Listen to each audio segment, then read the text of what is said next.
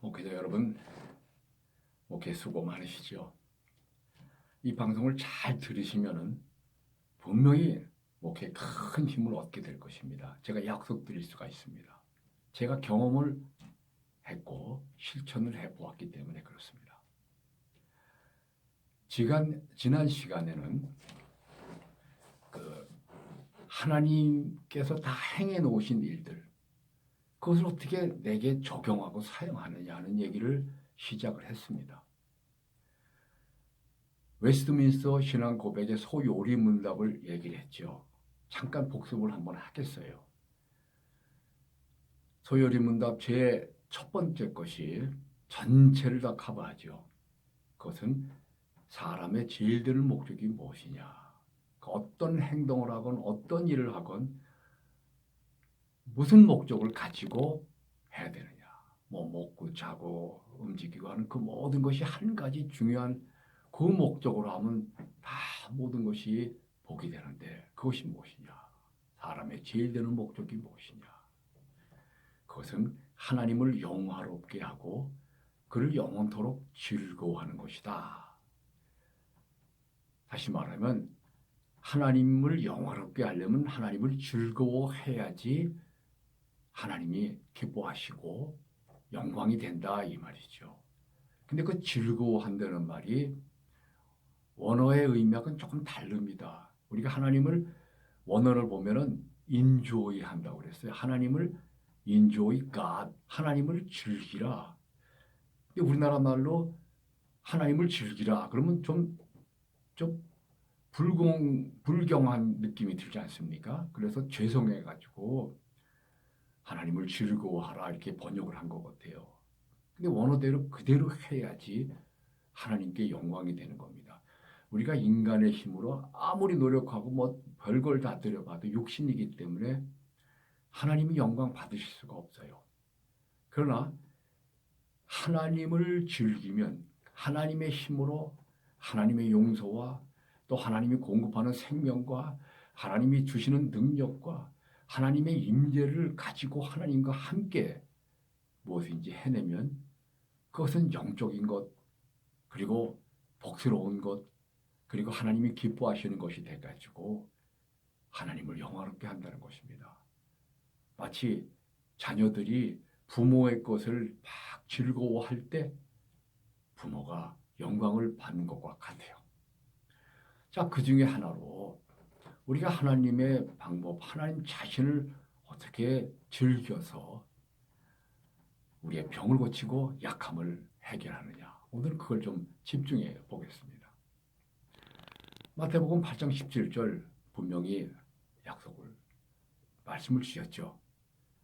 예수께서 우리 무리의 연약함과 병을 짊어졌다고 합니다. 그러니까 내가 당뇨를 걸렸는지, 뭐 심장병에 걸렸는지, 뭐 또는 관절염인지, 뭐 무엇이든지 어떤 병이 암이든지 다 상관이 없어요. 예수님이 짊어졌단 말이에요. 연약함도 이제 나이 먹어서 뭐 약하다, 어디가 안 좋다. 그것도 예수님이 다 가져가셨어요. 그리고 예수님의 생명을 놓으셨다면 그걸 어떻게 즐기느냐, 어떻게 사용하느냐 이것이죠. 그런데 그것이 내 몸에 나타나지 않는 거예요. 예수님이 다 해결하는데. 오늘날 그 신앙의 문제가 다 이겁니다. 예수님이 우리를 구원하셨어요. 살아계신 구원 자체로 들어와서 구원의 힘을 막 발하고 있고 그리고 구원을 막 공급해 주고 계시는데 우리 삶의 경험이 안 된단 말이에요. 그러니까 우리는 힘들고 병들고 가난하고 실패한단 말이에요. 어떻게 이것을 극복할 수 있겠느냐. 제가 한 예를 들어서 적용하는 것을 말씀을 드리겠어요. 제가 신학교 1학년 때 고등부에 이제 교육전도사로 갔습니다. 여름 방학 때 저 경기도 양평 지나서 용문이라는 데 가가지고 이제 수련회를 하는데 여학생들이 이제 수영을 하고 그 수련회 장소로 이제 숙소로 가는데 동네에 그 좋지 않은 남자애들이 지나가면서 여자들을 툭툭 건들고 그때만 해도 아주 1970년도이기 때문에 치안이 안 좋았습니다. 그 맨 뒤에 가는 여학생은 담뱃불로 얼굴을 지졌어요. 참 경악스러운 일 아니겠습니까? 신학기 1학년 저로서는 참 감당하기 어려웠어요. 그때 저는 성경 구절 아는 것도 몇 개 없고 너무 경험도 없었는데 그때 제가 들은 그 신학적 이야기는 성경 모든 말씀은 로고스, 하나님의 말씀은 로고스. 근데 로고스는 우리에게 그대로 현실로 나타나지가 않기 때문에 그것이 마음에 믿어서 레마가 되어야만 그것이 내 것이 된다. 이런 그 속설들이 돌아다녀서 지금도 아마 그런지 모르겠어요.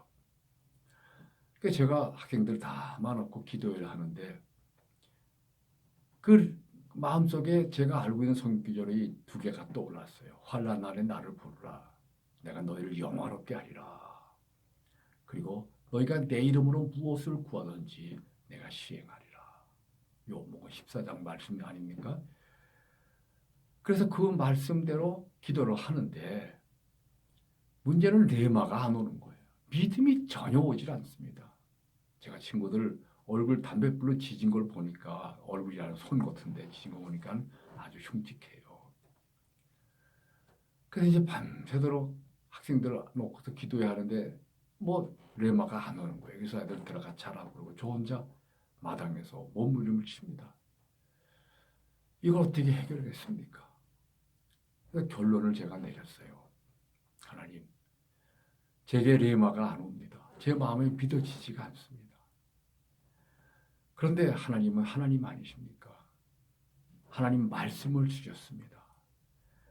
그리고 이것은 하나님의 말씀입니다. 그러기에 저는 하나님께서 이 말씀을 그대로 시행하시고 약속대로 이행하시는지 제 마음속에 가지고 지켜보겠습니다. 그리고 저는 끝냈습니다. 참 마음속에 얼마나 걱정이 되는지요. 그리고 이제 사흘이 지나서 나흘이 됐습니다. 그래서 토요일 날 학생들이 성경 공부하러 왔어요. 수련회 다 마치고. 근데 그 여학생이 얼굴에 커다란 딱지를 이제 가지고 이제 왔는데 제가 너무 마음이 아팠어요. 그래서 그 여학생을 불러서 좀 보자. 그러고 내가 좀 만져보겠다. 그래서 얼굴에 손을 댔습니다. 그 딱지에. 근데 그 딱지가 바로 떨어져 내리는 거예요. 딱지가 떨어지려면 적어도 한 일주일은 5, 6일은 걸리는데 아무리 빨라도 3, 4일밖에 안 되는데 손 대는데 떨어졌고요. 그 뒤를 보니까 아무 자죽이 없어요. 아무 일도 없었던 것 같이 하얀 빛도 없고 연한 빛도 없고 옆에 얼굴하고 똑같은 거예요. 저는 참 충격받았습니다. 그래서 무릎 꿇고 그때 기도했어요. 하나님, 저는 믿음이 없었지만 하나님은 말씀대로 하시는 분이군요. 저는 믿지 못했지만 하나님은 약속을 지키시는 분이군요. 이 사건이 그 이후에 제 신앙 전체를 바꿔놨습니다. 비록 내게 믿음이 없다 하더라도 그 약속의 말씀을 가지고 있으면 그 말씀 자체에서 능력이 나와서는 그 말씀이 하나님의 말씀대로 그대로 시행하고 이룬다 하는 것을 경험한 거예요. 그 이후로 저는 대단히 확신을 갖게 되었습니다. 그래서 그 말씀을 암송하고 말씀을 품고 나갔던 거예요. 마가복음 16장 17절에 보면 믿는 자에게 이런 표적이 따르리니 저희가 내 이름으로 귀신 쫓아내고 새 방언을 말하고 병자에게 손 얹은 즉 나으리라 했죠. 바로 그때부터 그냥 방언을 시작할 수 있었고 그때부터 귀신을 추방할 수 있었어요. 물론 또 그 과정이 여러 가지가 있어서 다음 시간에 좀 더 말씀을 드리겠습니다만 내가 오래 기도하고 내가 금식하고 매달려서 받아냈다고 한다면 그건 하나님으로부터 그 대가를 받는 거죠. 이것은 은혜로 공짜로 받은 것이 아닙니다. 그러나 성경 말씀에 예수님이 나는 포도나무에 너희는 같이다. 너하고 나하고는 하나다. 그리고 내가 너희 안에 거하고 내 말이 너희 안에 거할 때 뭐든지 원하는 대로 구하라 그리하면 이루리라. 그 말씀 그대로 내가 예수의 말씀을 가지고 병자에게 손 얹고 예수의 말씀을 가지고 내가 기도하고 예수 이름으로 요구하고 바라는 거예요. 물론 즉시 안 이루어질 수도 있죠. 믿음이 안 올 수도 있어요. 성경에도 그런 게 많이 있습니다. 예수님이 내가 고쳐주리라 말씀하셨는데 그 상대방이 내가 믿습니다. 예수님이 그러죠. 믿는 자에게 능치 못함이 없다. 내가 믿나이다. 그리고서 병자가 고백합니다. 나의 믿음 없는 것을 도와주소서. 말씀을 받는데 믿음이 안 옵니다. 그래도 그 말씀을 붙잡고 그대로 순종하고 움직여 나갑니다. 예수님이 그걸 고쳐주신 거예요. 그것도 믿음이라고. 그래서 우리가 하나님의 말씀을 마음에 가지고 마음에 믿어지지 않아도 그 말씀에 순종하고 말씀을 품고 말씀대로 생각하고 그 말씀대로 따라 나가는 것 이것이 믿음의 시작이고 엄청난 능력이 나오는 것을 저는 수없이 봤던 것입니다. 자, 예를 들어서 관절염이 있다. 예수 이름으로 기도했어요. 여전히 아프다. 그러나 나는 끝까지 그 말씀대로 주장하고 우기는 겁니다. 저가 채찍에만 해서 내 병이 나음을 입었다. 그러므로 나는 이 무릎이 100% 깨끗할 때까지 나의 권리를 주장하겠다. 그럼 사람들 생각하기로 너무 건방진 거 아니냐? 너무 하나님 앞에 이렇게 할 수 있느냐? 그러나 하나님은 예수의 공로를 가지고 권리를 주장하는 것을 기뻐하세요. 이것이 믿음이고 이것이 성경대로 하는 신앙 행위이기 때문에 그렇습니다. 제 말씀을 듣고 이해가 되시고 깨달으셨다 한다면 그대로 주장해 보세요. 말씀을 품고 나갈 때 그 말씀에서 하나님의 권능이 나타나서 그 약속대로 다 이루어지는 것을 경험하게 될 것입니다.